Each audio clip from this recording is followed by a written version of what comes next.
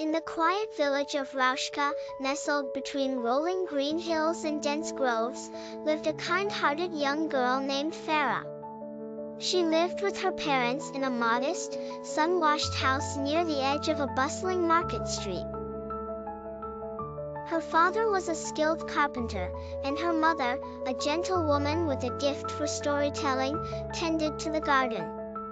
But it was Farah who seemed to understand the pulse of nature most intimately. It wasn't uncommon for her to wander barefoot through the woods, talking to the trees and listening to the songs of the birds. In a world that could sometimes feel chaotic and disconnected, Farah found solace in the quiet rhythms of the earth. One autumn afternoon, as she strolled along the dirt path leading home, she heard a faint rustling sound nearby.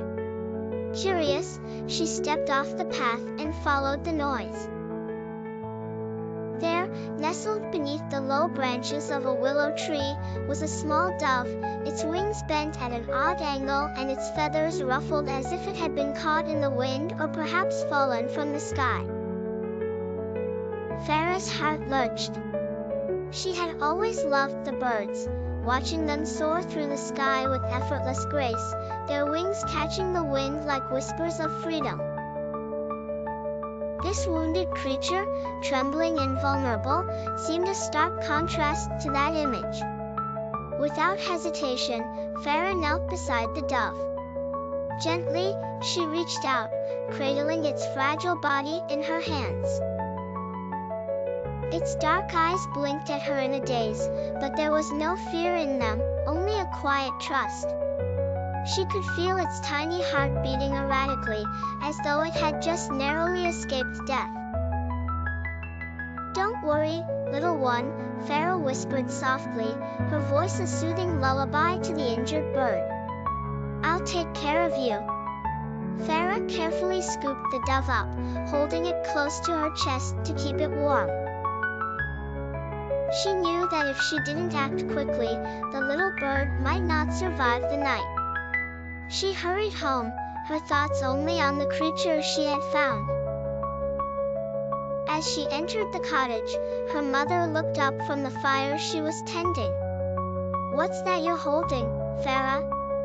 "A dove," Farah answered, her voice filled with concern. "She's hurt. I'm going to take care of her." Her mother nodded, offering her a smile tinged with warmth. She knew her daughter well.